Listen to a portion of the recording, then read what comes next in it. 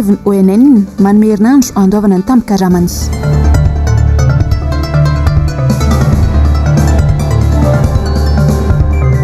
Akatso raikitra ny sakoroka teo amin'ny sampianatra.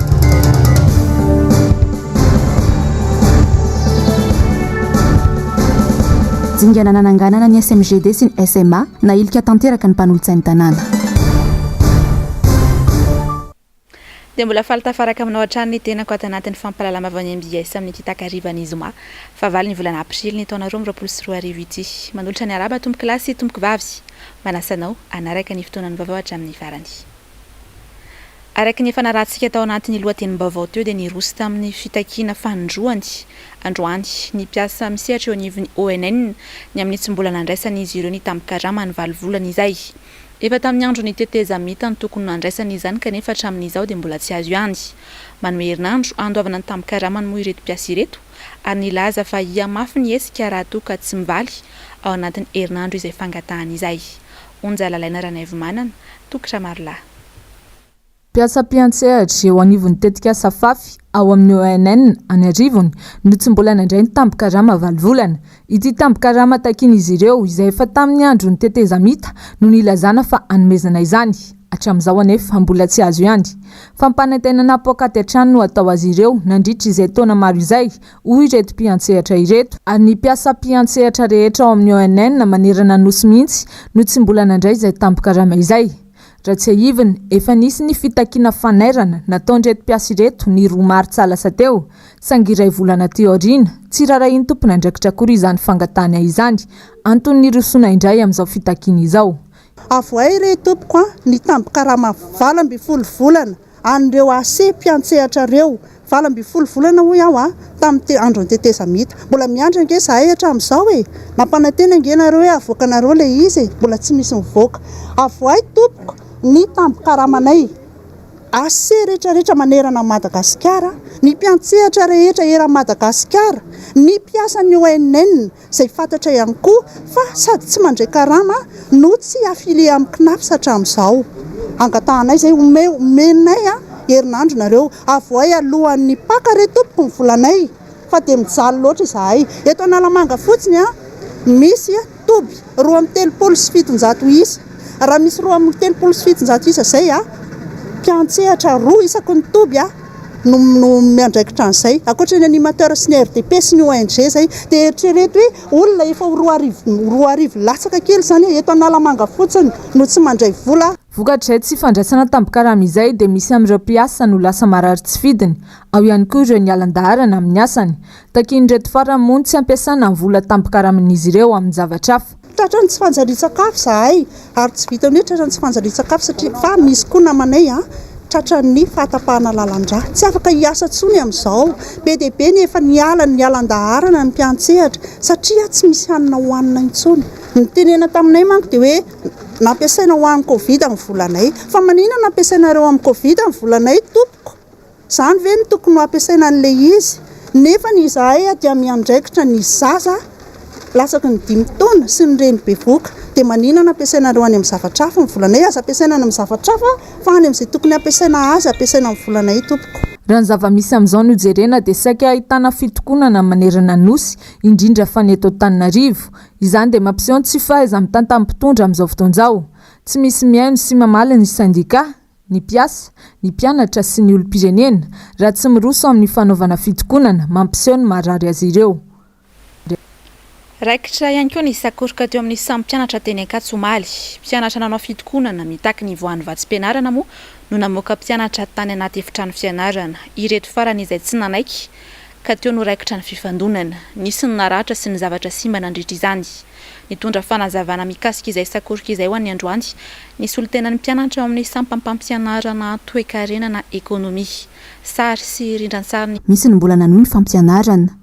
Tsy manaiky ny mbola hitohizan'ny fampianarana nefa ny mpianatra mitokony ka namoaka izay tany am-pianarana. Toy ny Tranga Omaly izay naharatra ana mpianatra mihitsy. Izahay reto mpianatra vao amin'ny ekonomia. Ny tena betsaka eto mpianatra première année zany. Dia Omaly raha fitipitiana foezana zany dia hoe no censé hianatra ny mpianatra 6 à 12 complet ny emploi du temps.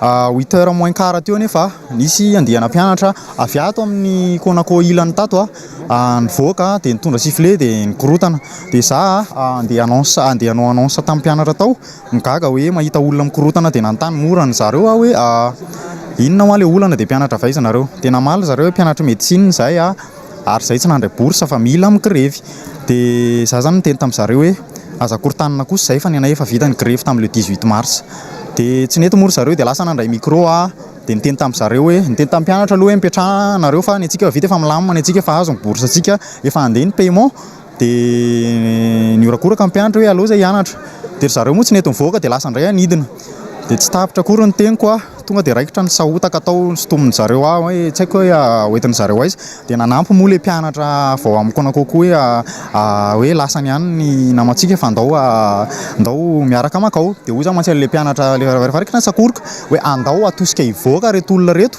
fa hanimba zavatra ato amintsika reto dia rehefa vao atosika mivoaka zareo teto ivelany teto dia ny andriandro zany zay hoe sao dia mbola iveriny reny fa aloha andrandrasana eto tampotampoka teo torabato kairy zareo nakavato teto torabato be no nahazo anay be dia be zay no naratra fa zany hoe blessure superficielle no niseho fa le anankiray tena tataka amin'ny masony manoloana ny namana izy ireo naratra araka izany nitaky fifampiresahana teo amin'ny mpianatra nanao fanakorontanana izy ireo androany nandeha lahatra ny azo ny faculté ny médecine ataoko angamba fa efa tsy rariny intsony zany mandatsaka raha zany namanay iny marary anay zany rehefa maratra izy dia maratra zay fa hatramin'izao omaly zay niezaka miandry aloha hoe mba hisy solotena avy amin'ny mpianatra ny médecine anatona anay fa tsy nisy dia rehefa tsy nisy zay dia niakatra teo amin'ny faculté de médecine zay mba nanontany hoe mila solotena avy amin'ny association mba hifampiresaka aminay fa tsy rariny ny zavatra niseho tsy alandromoromo mihitsy hatramin'izao ny fampianarana ambony nanao fitokonana ihany koa mantsy androany ny mpianatra ny ENS TCP Flou saingy hatreto tsy haino teny mihitsy ny minisitra tompon'andraikitra mbola tsy mivay ihany koa hatramin'izao ny olona ny prakitra raha eo nivony fitsarana tsy novaliany fanjakana hatramin'izao ny fitakiana izay nataon'izy ireo hatramin'izay nijoroany ity sandika ity zavandrema efa sy tokotra marla nivoaka tamin'ny fahanginany indray androany ireo prakitra raha eo anivony fitsarana rehefa nangina tao anatin'ny fotoana vitsy izy ireo izay mahatsiaro tena ho ataon'ny fanjakana anjorom-bala na eo amin'ny lafiny maha-olona izany na eo amin'ny lafiny arakasa amin'izao fotoana izao mantsy dia misy ny affectation massive ataon'ny fanjakana ho an'ireo prakitra raha ireo izay tsy misy fijerevana n'izo maha-olona akory resaka affectation massive izay mivoaka amin'izao fotoana izao satria ohatran'izay nisy fijerena ny maha-olona loatra izany satria misy avy any atsimo alefa any avarany andrefana alefa any atsinanana tsy zakana teto-bolana prakitra raha izany affectation any amin'ny 600 km na 1000 km zany tsy zaka zany misy ny prakitra raha izay manambady olona tsotra fa tsy hoe mpiasa-panjakana daholo ny mpivady tsy voajery koa zany zavatra zany resaka fianarana tsy tokony anatin'izao fotoam-pianarana 2e 3e trimestre zao no amoahana zany décision zany mbola izanay zany ary takinay mihitsy eo manomboka eto mba isan'ny ho consultena ny syndicat anatiny rehefa mandinika andreny commission d'affectation reny akoatra izay maro ihany koa ny fitakiana nataon'ireto prakitra raha ireto izay mbola tsy nahita ambaliny avy amin'ny tompony andraikitra ankehitriny amiana ny asan'ny prakitra raha zahay satria ny mpitondra ety anatiny mihitsy aza rehefa mieritreritra n'izao firaketana raha-pitsarana zao toy ny tsy misy etiko ilazana an'izany ny auxiliaire de la justice rehetra ny velan'ny fitsarana tsy misy adino raha misy an'ireny nanao mpitsarana ireny fa ny zany prakitra raha-pitsarana zany tsy mavoatonina ao anatin'ireny zany hoe everina ho toy ny tsy misy angamba ty firaketana raha-pitsarana ity ho an'ny mpitantana tsy haiko izay tena antony fa amiko zay fijeriko manokana izay ho asehonay aloha fa misy izahay ary manana syndicat matanjaka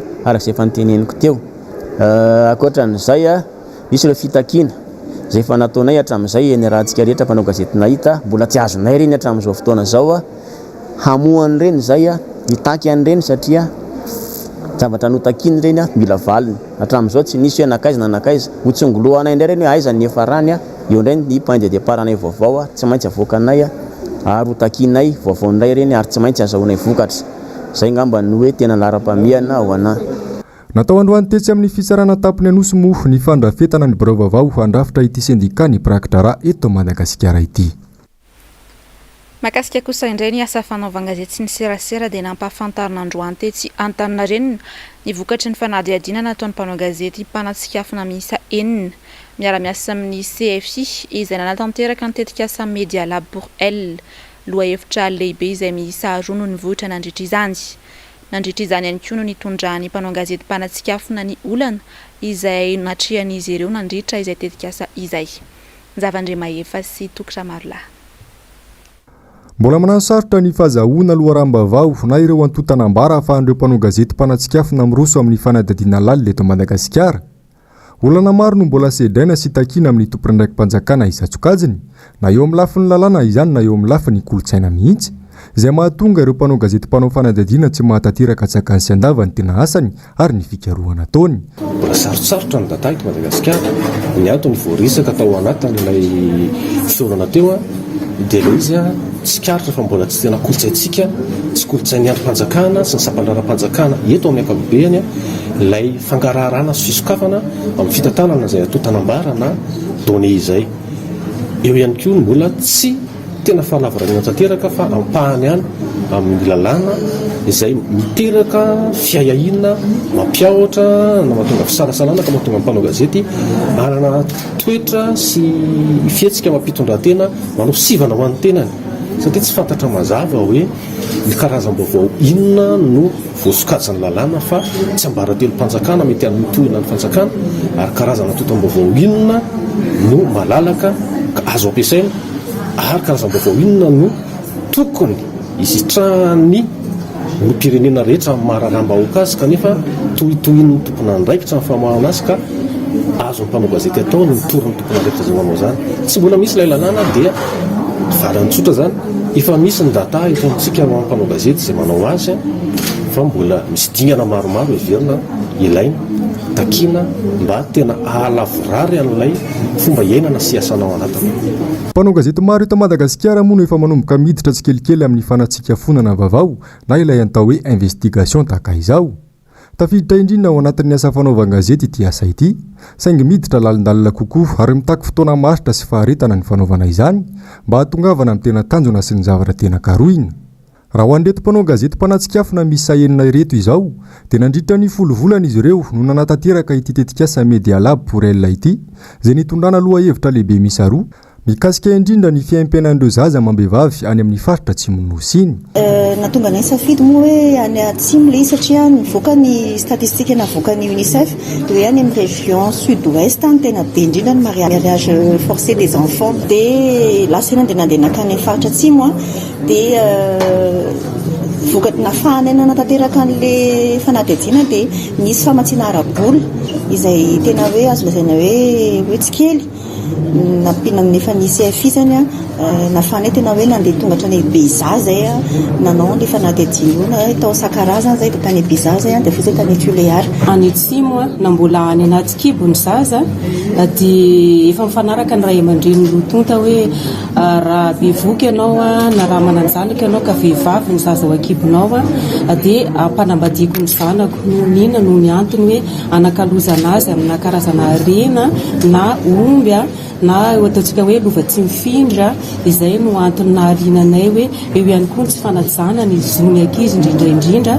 sy ny zony vehivavy. Misy risika toy ny asa rehetra ny asan'ny mpanao gazety mpanatsikafona, saingy samy manana ny fomba fisehony sy ny fitondrany azy ny rehetra. Mila mametraka antanatohatra sy famehana ao anatin'ny fanomanana ny fanadihadiana izay vao miroso amin'ny fidinana ifotony sy ny fikaroham-bavao. Anisan'ny mamokatra kakao tsara indrindra manirana izao tontolo izao i Madagasikara, efa nahazahoana ny label zato isanjato manerana ny Afrique subsaharienne ary nitondra ihany koa ny vonahim-pirenena tamin'ny fifaninanana iraisam-pirenena no ny kalitao ananany sy ity vokatra ity. Manodidina ny 4,1 taona ny kakao naondra ny Madagasikara talohan'ny fihibohana ary tanjona ny ahafahana mampitombo izany ho lasa 5,2 taona amin'ny taona 2024 raha ny fanazavany Komite Nasional ny kakao. Eo amin'ny tsy fanjari-tsakafo kosa indray dia tsy ho ela dia ho lany avokoa ny vola tokony hanampiana ny firenena sahirana ara-tsakafo noho ny zava-mitranga ankehitriny. Henatra amin'ny 10 isanjato ny fanampiana ara-tsakafo sy fambolena ho an'i Madagasikara raha ny nambaran'ny ambasador amerikana noho ny toetra raha maneran-tany. Voatery ampiana ny fatra ny sakafo hanampiana ireo firenena sahirana ara-tsakafo hatramin'ny 10 isanjato izahay raha toka 100 isanjato foana izany teo aloha hoy ny fanazavana. Mila mametraka paikady mahomby ny fitondram-panjakana amin'ny fampiroboroboana sy famokarana anatiny mba tsy antehatra lava amin'ny fanampiana avy any ivelany. Eo amin'izay tapatapan'izay hatrano fa nitranga ampiarahamonina kosa indray dia olona 5 avy amin'ny fianakaviana tokantrano iray no maty vokatry ny fihinanana zava-maniry. Hitantsika amin'ny sary io antsoina ihany koa hoe veoveo to amin'ny tanàna tany amin'ny fokontany Tanambao, commune Ambalavero, distriktany Manakary. Fantatra fa tamin'ny alahady lasa teo no nihinana ity zava-maniry ity izy ireo ka namony ihany ny talata teo ny roa. Ny alarobia kosa ireo roa hafa ary maty omaly hariva kosa ny iray farany. Olona roa hafa ny fantatra fa mbola marary sy manaraka fitsaboana ao amin'ny hopitaly Sasinaka. Raha ny vaovao fantatra dia fantatra ihany koa araka izany fa 3 andro tsy nisakafoana ireo fianakaviana ireo ka izao nitarika azy ireo hihinana ity zava-maniry ity. Amin'ny pejiny fanatanjahantena dia fantatra fa nankatoavin'ny FIFA ho filovonjimaika hitantana ny Fédération Malagasy ny baolina kitra na ny FMF i Victorien Andrianony rehefa nifandrirarira amam-bolana maro teny. Ity farany izay filoha lefitra voalohany eo anivon'ny FMF ary efa notendreny Arzaka Raoul Rabekoto isolo ny toerany ny volana Jona 2024 rehefa tsy tety an-toerany intsony izy. Tsy misana ny andraikitra mahafilohan'ny FMF azy intsony araka izany i Raoul Rabekoto. Eo amin'ny maresaka iray sampirenena dia mirara kopana ny sazy ho an'ny Russia manoloana indrindra ny fanafiana ataony amin'ny Ukraine. Fantatra fa nahato tsy ho isan'ny mpikambana intsony ao amin'ny filakevitry ny zon'olombelona ao amin'ny firenena mikambana ity firenena ity. Omaly alakamisy no nilatsaka izany fanapahan-kevitra izany. Miala rarinombana Andra Kotomalala. Firenena 10 ka anisan'izany ireo nosy eo amin'ny ranomasimbe Indiana toy ny Maurice, Comore ary Seychelles no nankatony ampitsarana ny Rosia tsy ho isan'ny mpikambana intsony ao amin'ny filan-kevitry ny zon'olombelona eo anivon'ny ONU manoloana ny fanafiany any Ukraine. Omaly no namoaka ity fanapahan-kevitra ity ny fivirimben'ny firenena mikambana izay ivondronana firenena 10 amin'izay. 720 ireo firenena nitsipaka izany fanapahan-kevitra izany ka tafiditra anatin'izany Chine, Iran ary Cuba. Tsy mahagaga raha nitsipaka ny fanaovana ity latsabato momba io fanapahan-kevitra io ihany koa i Belarus sy Syrie. Firenena 720 kosa no nisitaka ary nisafidiny tsy haneho ny heviny no sady tsy naneho ny fiandaniny ka anisan'izany ny firenena malagasy. Fanapahan-kevitra izay tsara marina fa notarian'ny Etazonia no ny fanitsakitsahana faratampony ny zon'olombelona sy ny lalàna iraisam-pirenena mahaolona hatramin'ny nanafian'ny tafika Rosiana any Ukraine. Fanindrony izany izao no nandray fanapahan-kevitra fampiatoana tahaka izao taorian'ny Libia tamin'ny taona 2012 ny teo anivon'ny firenena mikambana. Nankasitraka tanteraka ity fanapahan-kevitra ny anesorana ny Rosia tsy ho mpikambana intsony ao amin'ny filan-kevitra ny zon'olombelona eo anivon'ny ONU Itimbo ry zareo Ukrainiana. Nilaza ny ministra ny raharaham-bahiny Ukrainiana fa tsy manana toerana ao amin'ny vondron'ny firenena mikambana manana tanjona goavana amin'ny fiarovana ny zon'olombelona ireo mpanao heloka behivava amin'ny ady. Tetsekilany nandreo fanapahan-kevitra mendrika fanasaziana io ho tsy ara-dalàna ry zareo Rosiana. Nilaza moa i Washington fa mampitombo ny fitokana monina any Moscou eo amin'ny sehatra iraisam-pirenena nanomboka tamin'ny fanafian'izy ireo any Ukraine ity fampiatoana ny Rosia amin'ny filan-kevitry ny zon'olombelona izay any Genève ity.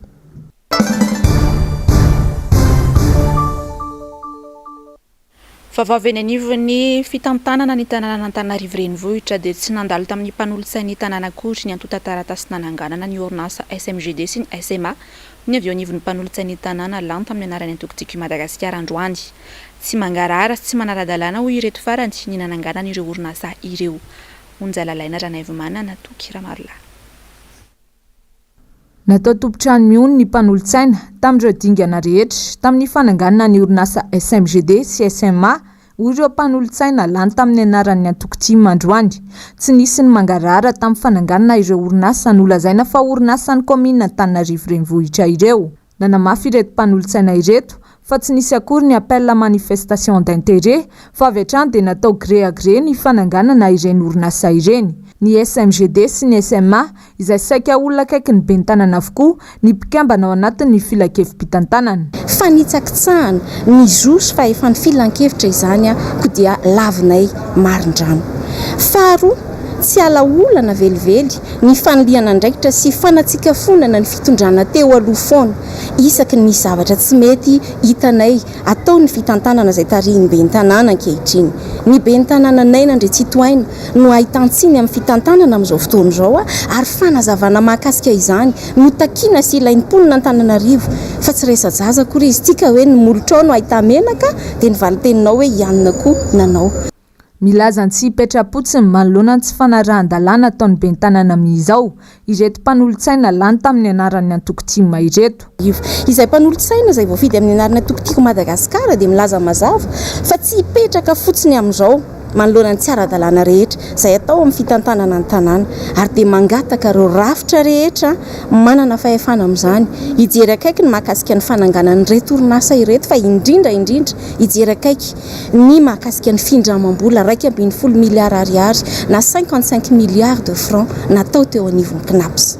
Tsy mandeha amin'izay laoniny ny fitantanana ny tanàna izay tarihiny be ny tanànanay nandre tsy toaina amin'izao fotoana izao ary dia hijoro izahay ary efa miroso amin'ireo dingana eo anivon'ny ambaratonga ndrafitra maefa rehetra hijery akaiky izao raharaha rehetra eo anivon'ny commune urbaine Antananarivo izao ary dia mahasamilaza fa tsy mety intsony ny fitantanana tarihiny be ny tanàna. Anjara asan'ny mpanolontsain'ny tanàna ny mijery sy manara-maso ny asan'ny mpanantanteraka ka tsy tokony atao hatrany fanakianana atao aminy be ny tanàna raha tena ny tombontsoany ny vahoaka Antananarivo marina no tsinjovony indrindra raha tena mangarahara ny fitantanany. Tsy ny ambahamba fa avy hatrany dia namaky bantsilana ny tsy fanarahan-dalàna misy amin'ny fitantanana ny commune Antananarivo renivohitra ihany koa ny mpanolontsain'ny tanàna lany tamin'ny anaran'ny Antoko IRD Clémence Raharnirina androany nandritra ny fandraisam-pitenenany izy izay nilaza fa tokony ampahambetsaka amin'ny vola miditra ao amin'ny SMGD sy ny SMA dia tokony akany amin'ny kitapom-bolan'ny commune avokoa raha tena marina ny filazan'ny be ny tanàna fa orinasan'ny commune ireto orinasa ireto. Arahoary ny fanazavana mahakasika izay.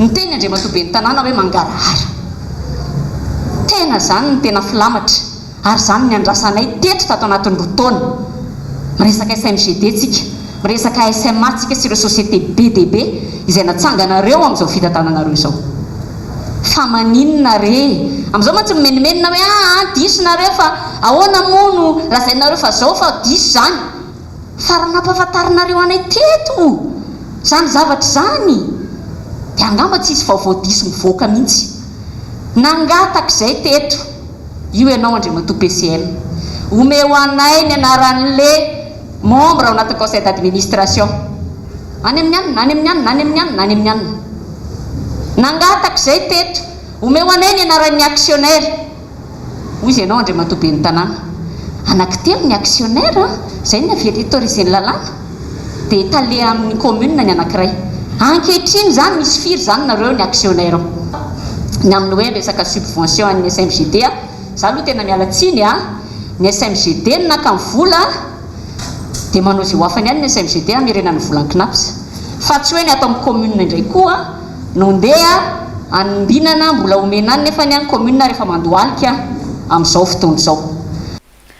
Fa anisan'ny fehezantena namarika nandritra ny fampelezan-kevitra nataony ity be ny tanàna ity ankehitriny ny hoe tompon'andraikitra amin'ny fako mivangongana ny commune ka raha misy mivangongana dia atero aty amiko amin'izao izy tokoa tsy mitaraina manoloana izay fivangongony fako izay ary ao ato anatiny eterindra tsara tsy akiteny ity ary ny fivangongony fako eny amin'ny faritra tsirairay avy misy antsika eny sy tsara ny manamarika fa sary vao androany izy ireto.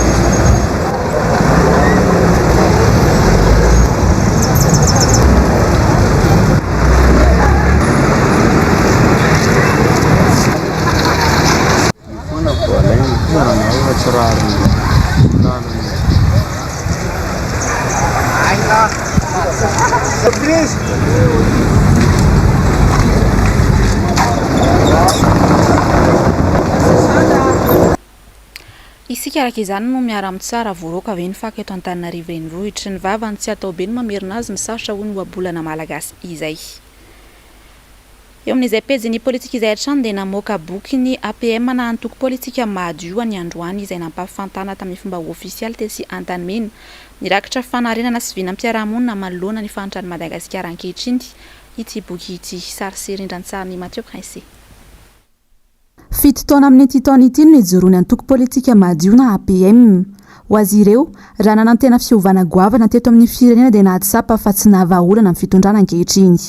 Ny marodrefy ilazana hoe tsy mandrosy le Madagasikara angamba iarahantsika mahita. Ny antotanisa navoaka ny banky iraisam-pirenena raha ny azonay farany dia hoe 2.9 ny vahoaka malagasy dia miaina latsaky ny $2 isan'andro. Ary ny PIB par habitant fantatsika tsara fa tsy mbola ny ohatran'ny $500 ny PIB par habitant isa-taona zany. Izay zany raha marodrefy hita maso. Marodrefy hita maso anankiray koa dia hoe na mandeha azy ny fotodrafitrasa. Marina fa mety misy ny zavatra vita fa iny efa naverimberinay foana hoe ny olona noana tompoko tsy afaka andaka baolina ary ny olona mangetaheta tsy afaka ny andeha hianatra any anatin'ireny EPP sy ny karazany ireny. Nanoratra boky mirakitra fanarenana Madagasikara ity antoko ity izay navoaka androany ny malagasy aloha ahitana fizarany roa vahaolana politika 10 toy ny fanovana goavana sy fifidianana lampandrenana mialohan'ny fifidianana rehetra. Ny fizarana faharoa kosa ahitana ny vinam-piarahamonina. Fanarenana sy vinam-piarahamonina. Mizara roa le boky zany zany eo anatin'le fanarenana misy vahaolana politika 10 atolotray atao anatin'ity boky ity. Ny tapany faharoa dia vinam-piarahamonina na projet de société ho an'ny Madagasikara zany hoe isaky ny sehatra anatin'ny ministera zany dia nosoratanay ato izay everinay fa vahaolana ao anatin'izay vinam-piarahamonina izay. Milaza ny andray anjara amin'ny fifidianana Madagasikara ny APM saingy manamafy ny amin'ny tokony hanovana ny lalana amin'ny fifidianana aloha izay tsy mandeha amin'izay loniny raha ny fanazavana ihany. Ny toetra amin'ny androany kosa ny fizarana boky fianarana izay nataony solombavam-bahoaka Alain Tsimbazaha sy voafidy tao amin'ny distrika Antsimondrando. Ny CEG tosy indraraka izany no sitraka izany ho an'ny androany. Sary sy rindran-tsary Mathieu Prince hatrany. Eto ny CEG annexe tosy misy efitrano fianarana 8 manodidina ny 75 ny mpianatra eto ary mpampianatra sy mpandra raha 7. Tsy mbola manana biblioteka ity fianarana ity. Olana izany ho an'ny sekoly akoatra ny tsy fampianefitra ny fianarana sy ny tsy fisiana tamboho amefy ny sekoly. Ny olana sedrainay aloha zao hatreto amin'ny fampianarana tsy dia misy hoe zavatra manano sarotra firy fa mandeha araka ara-dalàna ny fampianarana eto fa ny tambohan'ny ekôlanay tsy mifefy. Zay zany ny olana misy eto aminay. Ny fahatsapana ny olana lalovan'ny sekolim-panjakana toy izao mihitsy no nahatonga ny solombavam-bahoaka Alain Tsimbazaha izara boky ato amin'ny distrika Iandraiketany eto Atsimondrano. Efa fanimpito ny izao ity CEG eto Itaosy ity no izarany boky fianarana. Zava-dehibe loatra izay le lafiny hoe fanabeazana izay ka ny mahasoana foana zany hatramin'izao ny hitondrana fitaovana toy ny boky ho tonga ny amin'ny sekoly rehetra misy atao anatin'ny distrika Antananarivo Atsimondrano. Mitony ezaka ary efa maro zay ny sekoly nisitraka an'izany boky zany. Somary ahitana aloha ny hoe fahasarotana satria teo zany nahatsapana ny tsy fahampiana rafi-pitaovana. Indrindrindra izay lafiny ara-boky izay maro ireo sekoly ny tsy manana biblioteka ka izay nanosika indrindrindrindra amin'ny hoe fanampiana ny sekoly zany ary mba hitsinjovana taranaka faramandiana amin'izay sehatra ny fanabeazana izay. Amin'ny kafaliana monina andraisandray mandray ny mpianatra ny fizarana boky nataony solombavam-bahoaka satria fitaovana anisan'ny tsy anana amin'ny mpianatra eto izany. Ny fisaorana voalohany indrindra aloha dia tena maneho fisaorana sy fankasitrahana mihitsy indrindra ho an'ny monsieur le député raha Tsimbazaha Alain satria io boky io tena tsy ampy betsaka be dia be koa eto aminay eto. Tsy ambany zavatra ho an'ny commune Itaosy ihany koa ny fampianarana. Misy toerana ahafanofanana taranja maromaro ato anatin'ny commune toy ny taranja informatika, ny langue ary ny fomba malagasy. Fiaraha-miasa amin'ny commune sy mpiara-miombona antoka aminy ka mamaim-poana ny fampianarana. Anisan'ny tena zava-dehibe zany ny olombelona satria ny olona no harena dia izay olombelona izay dia ny fahaizana mampahalalany no azo atolotra. Izay zany amin'ny maha hoe commune tsy hoe hanolotra copie fotsiny na hanolotra an'ireny hoe fanamarina tsony fa ny olombelona no misehatra eo anivon'ilay commune sy manodidina zany dia izany hoe omena fahalalana ihany koa. Nomena isy olom-bavam-bahoaka Alamantsimbazavy boky ihany koa moa androany ny bibliotèque ny commune. Tafajoro omaly kosa ny comtim sy ny fokotim ao amin'ny distrika an'Amparafaravolo dia teo aza ny sakatsakana ataony teo anivon'ny distrika sy ny commune. Mila fahasahina ho ny solombavam-bahoaka Solofoer Rabekijano raha teo aomby eo amin'ny lafiny ara-politika. Ny Randriana Arvondy, MBS Ambatondrazaka. Nateo aza ny sakatsakana tamin'ny ora farany nataony teo anivon'ny distrika sy ny commune dia totosa somatsara ny fameloma-maso ny antoko-tiako Madagasikara tao amin'ny renivohitry ny distrika Amparafaravola ny alakamisy 7 avrily teo. Vorolanina tao amin'ny espace Rabolsa avokoa ireo olona resy lahatra fa ny antoko-tiako Madagasikara no vahaolana amin'izao krizy lalova ny firenena izao. Tafajoro tamin'ny fotoan'io ny comtim sy ny fokotim ao antoerana. Avatra nataony solombavam-bahoaka Rabekijano Solofoeriny hoe mila say isika ary joro hatramin'ny farany. Fanamby ho an'ny distim Amparafaravola ny ho filamatry ny rehetra eo amin'izay fameloma-maso ny antoko-tima izay.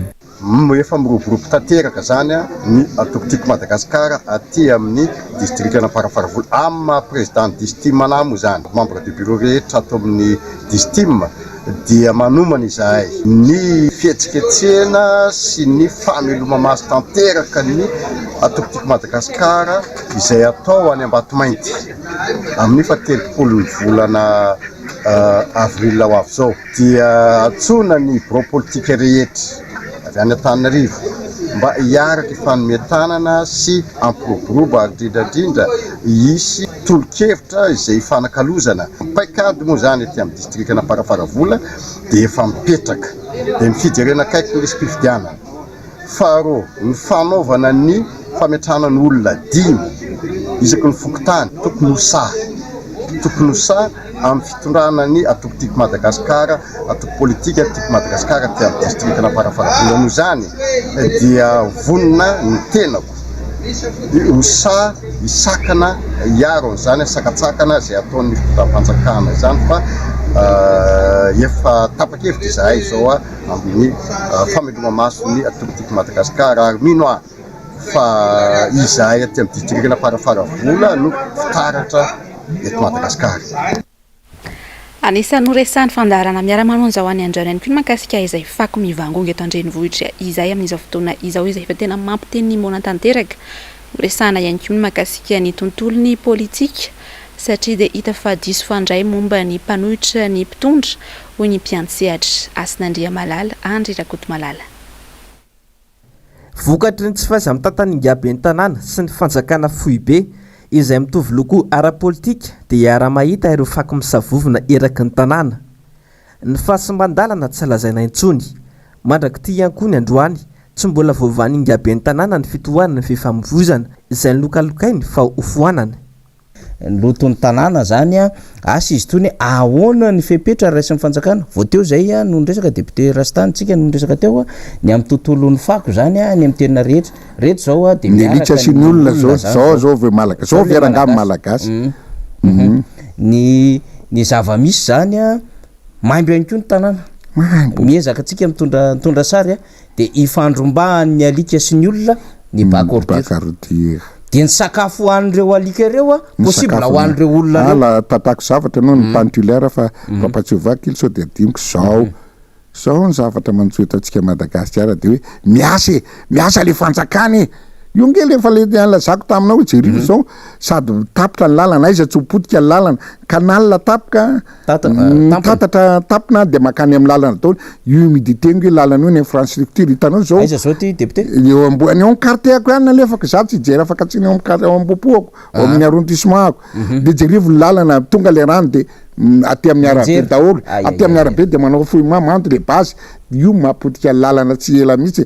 Ireo mpiatsehatra hafa tao anatin'ny fandarana kosa dia laza fa tena diso fandray ny antsoina hoe mpanohitra ireo mpitondra amin'izao fotoana izao.